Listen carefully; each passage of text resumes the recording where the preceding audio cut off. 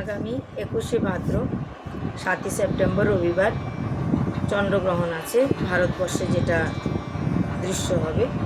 তো গ্রহণ আরম্ভ হবে 9টা 57 মিনিটে, পূর্ণগ্রাস আরম্ভ হবে 11টায়, গ্রহণ মধ্য হচ্ছে রাত্রি 11টায়,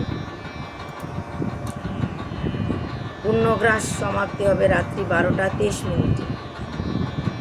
পূর্ণগ্রাস স্থিতি হবে স্থিতিকাল, পূর্ণগ্রাসের স্থিতিকাল হবে 1 ঘন্টা 23 মিনিট, আর মুখ্য গ্রহণ সমাপ্তি হবে 1টা 27 মিনিটে। গ্রহণ স্থিতি হবে, মোট গ্রহণ স্থিতি হবে 3 ঘন্টা 30 মিনিট। আর কোন কোন রাশিরা এই গ্রহণ দেখতে পাবে? কলকাতা থেকে তো এই গ্রহণ দৃশ্যমান হবে, ভারতবর্ষে পুরোটাই দেখা যাবে। কন্যা রাশি, মেষ রাশি, তুলা রাশি, ধনু রাশি, মকর রাশি, এই রাশিগুলো দর্শন করলে শুভ ফলদায়ক। এই রাশি ছাড়া অন্যান্য কোনো রাশিরা এই গ্রহণ দর্শন করা উচিত হবে না, তাহলে ভালো হবে না। তাই যদিও বা গ্রহণ দর্শন করেন, তাহলে গ্রহণের পর স্নান করে নেওয়া ভালো।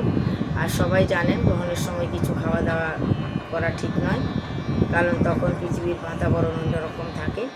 তাই তার আগেই সবাই খেয়ে নেবেন।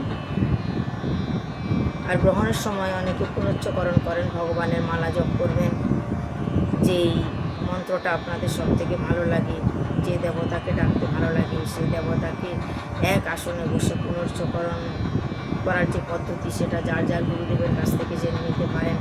গুরুদেবরা বলে দেবেন কীভাবে এই ক্রিয়াকর্মটা করতে পারা যায়। সেটা যদি করতে পারেন তো খুবই ভালো হয়। গ্রহণের সময় এটা পুণ্য অর্জনের একটা সময় গ্রহণ, তাই সেই সময় মালা জপার খুব ভালো।